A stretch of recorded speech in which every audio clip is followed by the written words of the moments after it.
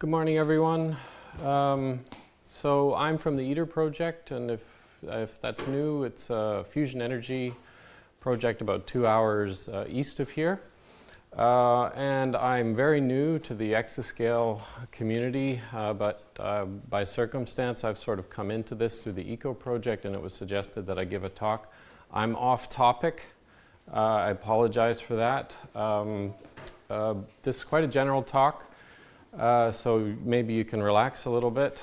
But this statement at the bottom you should take seriously. I'm sort of not here with the blessing of the project. It would be good for me if this doesn't appear sort of online, but I would like to be able to talk sort of freely and see if anybody finds what I have to say interesting.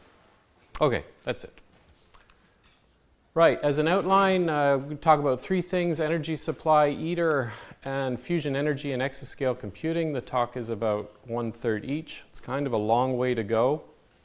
I'll go quickly, so please, if something's not clear, don't try too hard because, as I say, I'm going fast. Right, in terms of energy supply, energy-related issues for today and future generations. So, of course, climate change. The one thing that people try to talk about is by 2040, will we have less than 450 parts per million CO2 in the atmosphere? So that's a goal in order to sort of avoid the worst of climate change. Energy security is a big thing, so we're relying on fuels which are going to run out. This is a picture of the tar sands in Canada. It takes 1 barrel of oil to get 5 out in this place. Traditionally, it takes about 1 barrel of oil to get 20 or 100 barrels of oil. So we're in diminishing returns, you can say. Harder and harder to get the resource we need. And of course, in China, they're struggling a lot with pollution due to their strategic decision to invest very heavily in coal. South Korea also suffers from this because this all blows east. So, major issues. Now, exactly how much energy are we using at the moment? So in a year we use about 160,000 terawatt hours. So that relates to if you had 19,000 gigawatts of power plants and they're running all the time. Now it's hard to relate to those numbers, but let's try.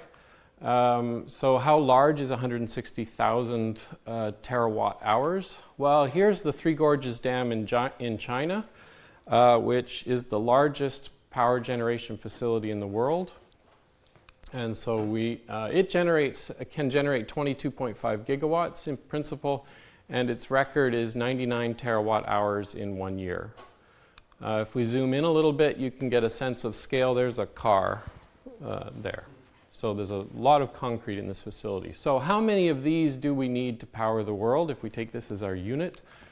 And you need 1,600. To replace, in theory, you could replace all of our energy sources if you had 1,600 of these dams. Now, what do we do with all that power? About 40% of it we use to make electricity. Not an end use, but we, of course, can do pretty much anything with electricity, very high-grade energy, including run large computers, of course. A little under 30% we use for transportation, so to get around and move things around. Large fraction goes to industry and construction and mining. So this is very energy intensive use of resources to get resources and get things. And finally, at the end, in our homes and commercial spaces to stay warm and cook and what have you. Right, so that's a very general overview. Now we have to look in a little more detail to try and figure out how to address the energy issue. So there's our 160,000 terawatt hours, and here's where we get it at the moment. Coal, oil, and natural gas in that proportion. So around 80% is coming from fossil fuels. The last 20% or so, and these numbers are from the Energy Information Association in the United States and from the International Energy Agency. Right, and if you take that nice green part, half of that's from hydroelectric, about a third from nuclear, and small fractions currently from solar and wind. So if you want to get everything green, there's a long way to go. Now, how are we using those resources exactly? For coal, we're using that much for electricity and the rest for industrial processes. A lot goes into steel production. For oil, almost or roughly half for transportation and half of that's for the car. Relative to the talk yesterday, we're not using all that much for planes. So it's of course good to be as efficient as possible, but if you want to solve this issue, you don't want to look at planes. I like electric cars, obviously, if you want to take a chunk out of that. Industry again. And natural gas, we have industry now heating. This is predominantly North America and Europe for the winter, and an increasing amount goes to electricity generation. A lot of that is happening in the United States as they shift from coal to natural gas. So that's the energy we have, and that's how we get it, and that's what we're doing with it. There we go. Now the last thing to look at is greenhouse gas emission, which is the source of our big problem. And so the distribution looks like this, and what you can notice immediately is that coal is very good at producing greenhouse gases, oil less so, and natural gas is your best option. The remainder are direct greenhouse gas emission from industrial processes and quite a bit from agriculture, and then just other stuff thrown together like the decay in landfill, for example. Right, so if you're looking at that, an obvious thing, which pretty much everyone agrees on, is to get off coal as fast as possible. Half of that coal emission comes from China at the moment. Again, China decided to make a big investment of coal in order to develop the economy, and they make everything, so we can't complain too much. But coal is clearly the place to start, I think. So now, if you want to go from coal to wind, which was pretty easy here, but not so easy in reality, what does the situation look like? Okay, wind is very promising. It's a reason to feel good. I think it's widely available. The technology is mature. It's cost competitive. You can also put up windmills and still farm. And you can install wind over the ocean, which people are now doing floating windmills. I mean, they're really making an effort here.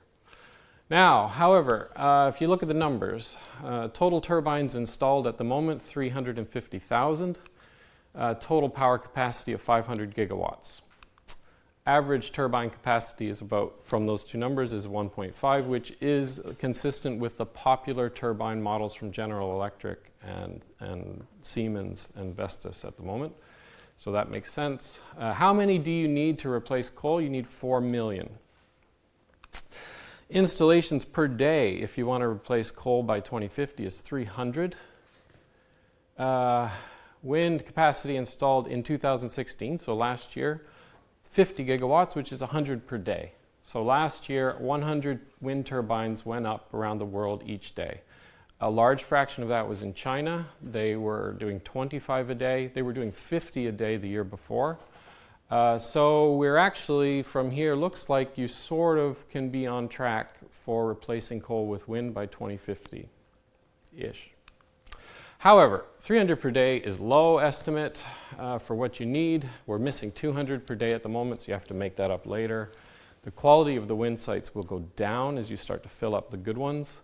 Intermittency is a huge problem because you want to have quite a lot of storage on hand, including seasonal storage, which is painful. So you need overcapacity. You have to modernize your grid for the intermittency. Overall energy demand will probably be higher in 2050, although some people insist the only real way to solve the energy problem is to just use less. And so, okay, but we're not, I don't know, as a species, we haven't been really good at using less. So it's probably not, well, we'll see. So the wind turbine industry will have to, if you look at those numbers, it has to become larger than the car industry in order to replace coal by 2050. So the car industry in the US is roughly $1 trillion every year moving around. So the car industry in Europe is the largest employer in manufacturing. There are 44 car plants in the United States, and you need something kind of on that order in order to get wind deployed to the point where you can replace coal. Is such an aggressive ramp in wind capacity compatible with a free market economy? Now, if you look at the numbers, it looks scary, but we're not going to talk about that here, but it's a valid question.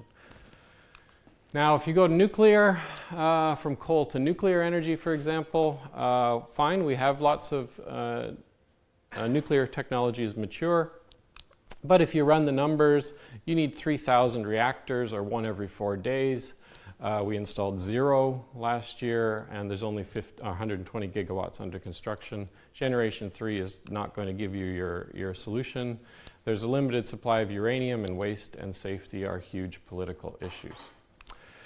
There is advanced nuclear, so Gen 4 and fusion, but they both require significant research and development. For fusion, how likely is there to be significant power plant construction by 2050? So this is where I'm now coming back to fusion and coming back to exascale.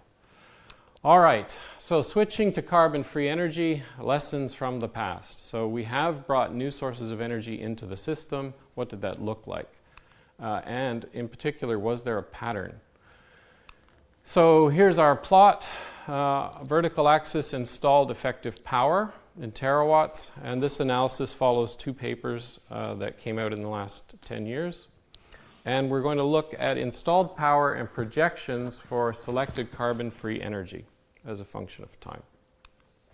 So there's our reference, this 450 parts per million CO2 in 2040 and 2050 mid-century.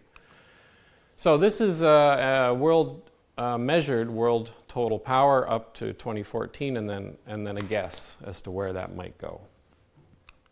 Now, if we look at fission, this is how it came into the energy supply, starting in the 50s there to the looks like very saturated value in 2014. And here's the 1% level. So it started to matter, around just before 1980 or so. At present, we have 437 reactors around the world, and we produce 4% of our world total installed power with these nuclear reactors. Now, you can sort of, the analysis here did is broke this up into 2 segments, an exponential growth in installed capacity and then a linearized growth, which happens around the 1% level, where you go from research and development to actual commercial sale and installation of the product. And you can fit it with an exponential curve that transitions into a linear plot. And in the linear region is where you start to make money. Before that, you need investment basically from the public sector in order to bring the technology to maturity. Right. Why did it flatline? Well, Chernobyl happened there, and pretty much everyone lost their enthusiasm. 3 Mile Island didn't help, and Fukushima has kind of killed it, probably. Not everywhere, but in a lot of places. Now, what did wind and solar look like? Well, here's where we are, and there's the projection if you go to 20% for each, so 40% of the total power supply from intermittent sources, which people talk about as kind of a limit. And yes, they sort of follow an exponential growth. This time constant here is 4.5 years, and all 3 technologies seem to follow roughly the same exponential growth. So if you do that with fusion, you see ITER is intended to the current schedule. ITER starts doing something really interesting, like answering questions just before 2040. And if you were to build it up, so the idea is to build DEMO, which is a demonstration power plant. Then you go 10, 100, and then somewhere around, according to this schedule, around 2110 or 2120, you start to come into the power supply at around 30%. Yeah, so if you want to say what the probability is of having fusion power on the grid by 2050, it's pretty low. Okay, the current schedule.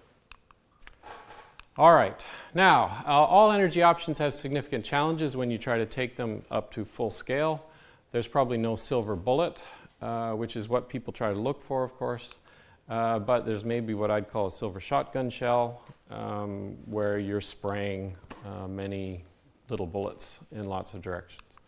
So proposal is that in the absence of a good model for the future, which we well, I don't think we have. It's wise to develop all options, even if in the end you don't use them. Research and development are cheap when compared to the scale of the problem, and there might not be time to do the R&D later if you decide to wait and see how things go. Right, so with that in mind, ITER. So if anyone's not familiar with nuclear fusion, it's what's going on in the sun. You take hydrogen and you fuse them together to make helium, and you keep that process going and you get lots and lots of energy. It's good to contrast it with fission because that's what people are more familiar with. So fission is where you're splitting uranium, also get lots of energy. There's a fission core. That's Cherenkov radiation from the high energy electrons that are coming out of the fission process. It's absolutely gorgeous if you've ever had a chance to see one. It's a really pretty blue. Fusion, on the other hand, so in this core is a very, very large amount of uranium, and if you don't control it, it'll possibly melt down and possibly explode. Now, fusion is sort of the opposite in just about every way. This is the inside of a fusion device that's about 4 meters. You can stand up comfortably in there. This is the jet fusion tokamak device in the UK. It's empty. It's a very ultra-high vacuum, and when it's running, there's a very tiny amount of fuel inside, a few grams, at very high temperature. And you have to massage it constantly to keep it happy, or the machine just shuts off. It's impossible for it to explode. It's impossible to have the kind of Fukushima type accident where you've lost control. You have to maintain control or it naturally turns off, so it's inherently safe. The fuel is hydrogen, seawater. There'll never be a war for seawater. Pretty much everybody can use this. If we can develop it, then it solves most of a lot of our problems. So ITER is a project to develop nuclear fusion, kind of an end game project, the result of 50 years of research around the world. There it is in Provence, just north of Marseille. Here are the partners: Europe, Russia, China, South Korea, Japan, India, and the United States. The machine design was approved in 2001, and the ITER agreement, or the international legal document, was signed in 2006. Europe has 45% of the cost, 9% for everyone else. 50% of the global population represented, 85% of GDP. Recent cooperation agreements have been signed with organizations in Australia, Kazakhstan, and sort of Iran. The United States is blocking that at the moment. Is UK not included? Oh yeah, I got all mad about Brexit and I took it off. Anyway, they're in there still. Budget originally roughly 5 billion euros, now 20 billion euros. We're not supposed to say a number ever. It could be that, it could be something else. We don't really know because almost everything for the project is in kind, which means it's produced in a partner country and shipped over and put together. And we as an organization don't actually know how much money was spent to produce that component. Anyway, that's how it works. There's the machine itself, our latest 3D render. So for scale, there's 30 meters and there's a guy, or 2 people there. So it's uncomfortably large, but that's where what the science told us to do. How do we know that number? Oh, sorry, here. 500 megawatts of fusion power will come from 50 megawatts of plasma heating. So this is called a gain of 10. So you put 50 in and you're supposed to get 500 out. And it's designed to do this for 10 minutes at a time. 0 watts of electricity, which disappoints just about everyone. This is a research facility. It has 2 primary goals. One is to demonstrate that you can make a thermonuclear core, and the other is to show that we can do the engineering required for a power plant. But it's not supposed to be a power plant. It's bad PR when you say there's no electricity coming in. Although we are installing solar panels on the top of all of our buildings starting next year, which is good. But all right, So what determines the size of this machine, and this sort of relates to Exascale, is that it's all done empirically. So we've built a lot of these machines in the past. Don't worry about the axes, but we take the results or the observations from those machines and we plot the performance, and then we say, well, if we want ITER to have a certain performance, how large does it have to be? And it comes out of some little equation. So it's all done empirically.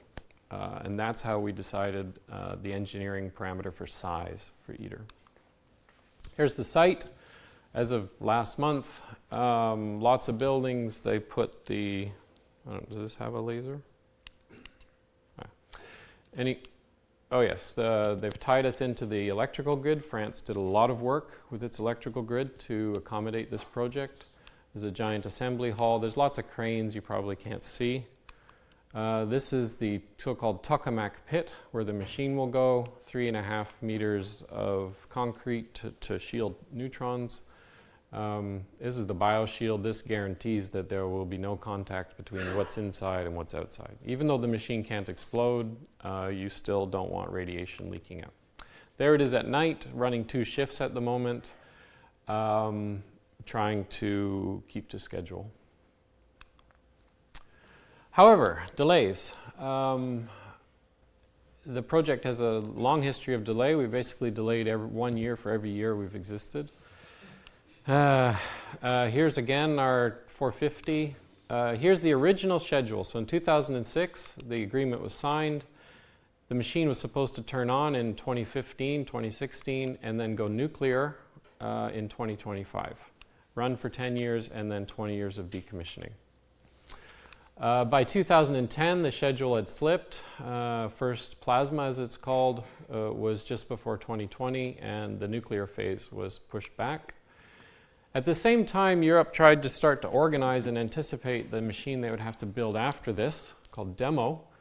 And they said, well, we're organizing ourselves now, 2012, and we're going to have demo done by 2050.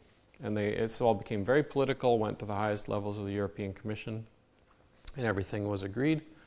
They put one statement: the roadmap has been constructed in such a way that the only critical path is ITER.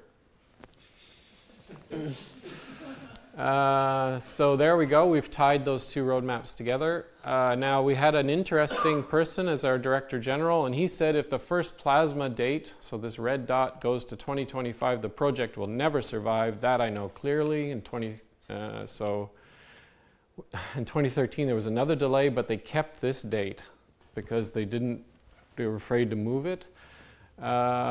However, we got a new Director General, and immediately that we did hit this 2025 date as we delayed again. But there's a huge step here now, which was extremely disappointing, of course, if you were associated with the project. Now, the demo people said, well, this ITER delay necessitates a critical review of the roadmap, and this point is now gone. So that's all worked its way through again, and everybody agrees that it's no longer reasonable. However, that EU roadmap was the only formalized route to demo that had any meaningful political support. So of all the people working on fusion around the world, only the Europeans had tried to have a real plan and committed politically to that date. Can it be recovered? Here we go, Exascale. So ITER delays.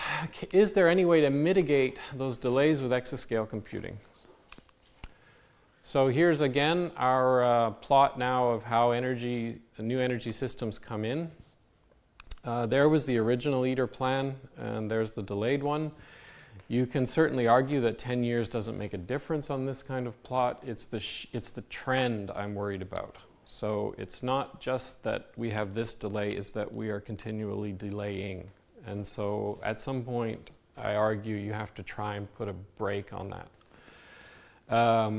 What I would like to know is, okay, if ITER's there, can we replace it with something on the original timeline? And that's generally referred to as a virtual tokamak. So can we calculate our way to demo instead of relying on empirical data from ITER?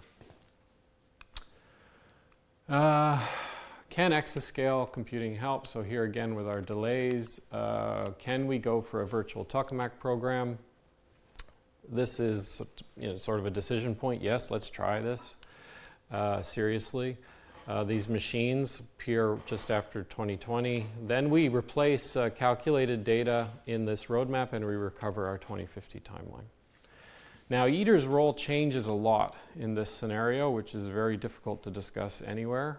It becomes kind of a validation point that appears later in the design process rather than being input to design. And that's a very political change that I don't know the project would be willing to discuss or openly. But is this even possible? So is a low-risk in silico demo design feasible? What would you need? Well, physics and engineering, we need full device studies and multi-scale calculations, very demanding. Hardware, we need an exascale computer and super exascale computer. Software, we need codes for magnetohydrodynamics, turbulence, and neutronics, and these can be tightly coupled, which makes everything messy. Experimental validation, we need to redefine ITER's role politically. And we need fusion neutron sources, test sources to be built. And this is something that is continually delayed. Nobody wants to make the investment, but we need them. So exascale, so now I'm trying to just say what I think I understand. So in China, 2020, pre-exascale machine soon. Japan, delayed, 2021 or 22. United States, 2021, but trade-offs in overall performance in order to meet that timeline. 2 pre-exascale machines in 2018. Europe, 2 exascale computers in 2022, and that was a recent thing, so I think it's just trying to make up for whatever. And the quote, the size of the Galileo and Airbus projects, and Galileo was 5 billion euros, so I don't know how serious to take that comment. But that's what appeared in the documentation. So the really nice thing I like about this is that there's seems to be a very healthy level of competition in the world, which doesn't exist for fusion, for example. So fusion doesn't have, we're not trying to beat anybody, so there's not that element of motivation, but it seems in exascale you're at least sort of trying to all get there first, is that, or so-ish. But I'm from a place where people often say stuff which just doesn't happen. So I can't tell if these roadmaps are really realistic or not unless you're willing to build a giant power plant and sit it next to your computer. I don't know. So data management has to come along. So fusion, so there's this SAGE project, which maybe some people are involved in, and fusion is participating. ITER can generate 2 petabytes of raw data per day. This is what happens when you run cameras at 1 kilohertz for 10 minutes. You won't be able to store that, but it's a big data issue. Turbulence is a huge issue for fusion. My favorite example until maybe yesterday was Jupiter. For turbulence, but I was really impressed by that pi, whatever it was, FR videos. Now, turbulence is reasonably well understood, but difficult to calculate with accuracy, and it's super important for fusion. It strongly affects, now the only reason we're even talking about fusion is because in the early 80s, a turbulence-free mode of operating was found, but it's tricky. It's not tricky, it's robust, it's seen in all machines, but if you don't have the right conditions, you don't get it. And if you don't get turbulence-free operation, you don't get a lot of power. So we need to know when we will and won't be in this turbulence-free mode of operating, and that's an exascale question. So we have 2 codes for looking at this, at the 2 most mature codes, GENE and XGC1, particle in cell. These are very close to first principles physics codes. There's not a lot of approximations. Lots of huge effort behind these codes. There's GENE calculating turbulence in the core of the plasma, and there's XGC1 calculating turbulence at the edge of the plasma. Again, trying to tell us when we switch from turbulent to non-turbulent operation. XGC1 runs, though, are extremely demanding for ITER.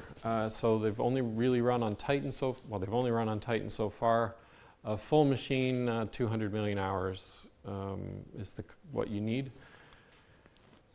We had a meeting last week looking at these XGC runs. It's clear that they weren't converged. It's clear they weren't physical, and yet it's all we've got. So this for ITER. So we sat around trying to decide what we were learning, which is kind of a sort of a strange exercise, but it shows that we're really stuck here. And I'm currently talking now with the XGC1 responsible officer about can we move to PISTENT and get serious time. So if that goes through, make sure you use it now because it might be busier in the future with any luck.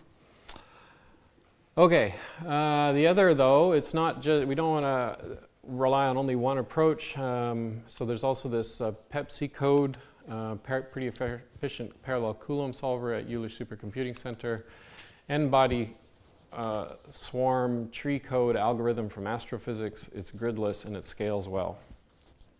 I call it intelligent brute force because you're basically just following a giant collection of charged particles as best you can. Very heavy calculation for tokamaks, but almost no approximation. So if we're going to try and get close to reality, this may be a way forward. And we're starting a study next month with plasma breakdown. So at the very beginning of the plasma, where there's not a lot of charged particles. Anyway, we're trying to get going.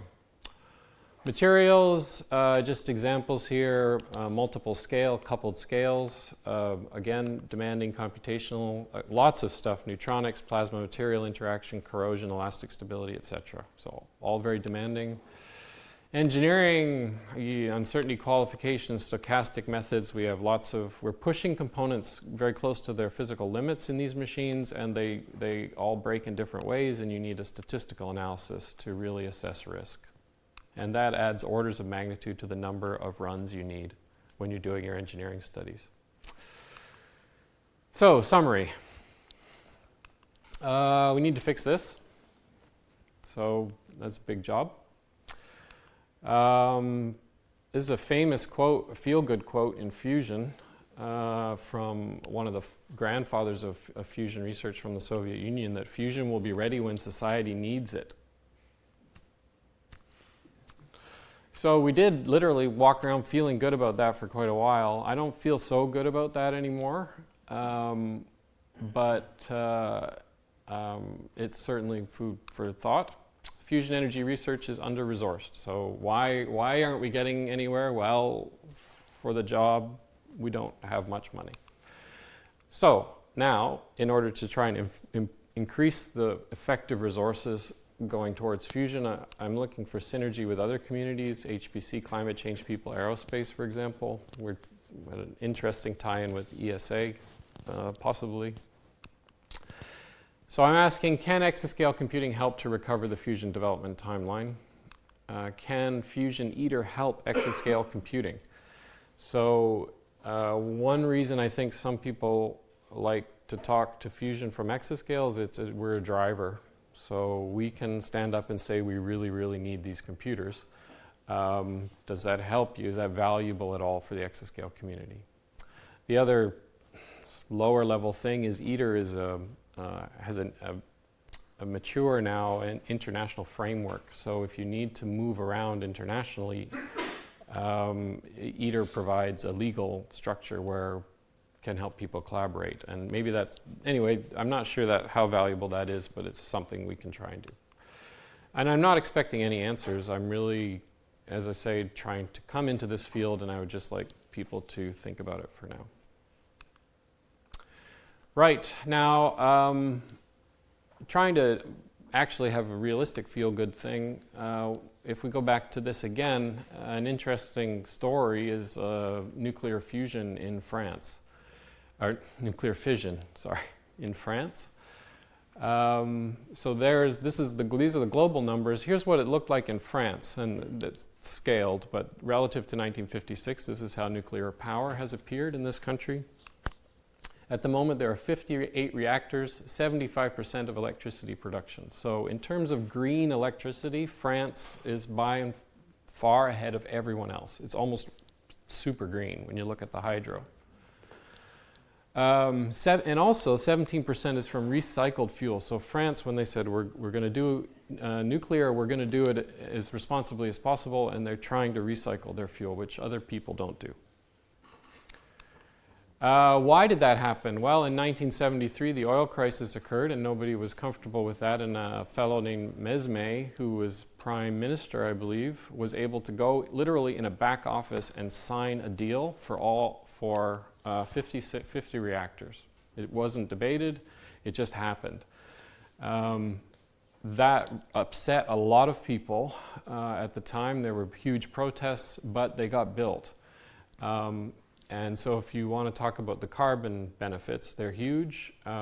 Socially, people still, I think, resent it, and there's the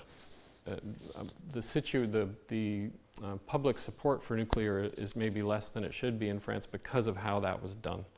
However, you can see this intense period of construction. The time constant there is 2 years instead of 4.5. Could you do something like that with ITER? The nice thing about nuclear is you don't need a huge amount of stuff. So with wind, you need a lot of concrete and a lot of steel. You have to increase your global production of those resources by 10 to 20% during the peak build period. You don't have to do that with nuclear. There's some advantage. So could you really, produce get an industry going that could deliver? Maybe. All right. Last thing is that film people came to ITER about 4 years ago, wondering how the world is going to solve the energy problem, and they became interested in the story, and a movie has come out, and it's just signed a deal for Amazon streaming service. So next year, millions of people in the United States will be able to watch it. And there's an effort now to get fusion into popular culture to see if more resources can be brought into this problem. So maybe there can be some kind of happier ending, but that's it. And so my interest is to know if the Exascale community has any common interest in this. Thank you.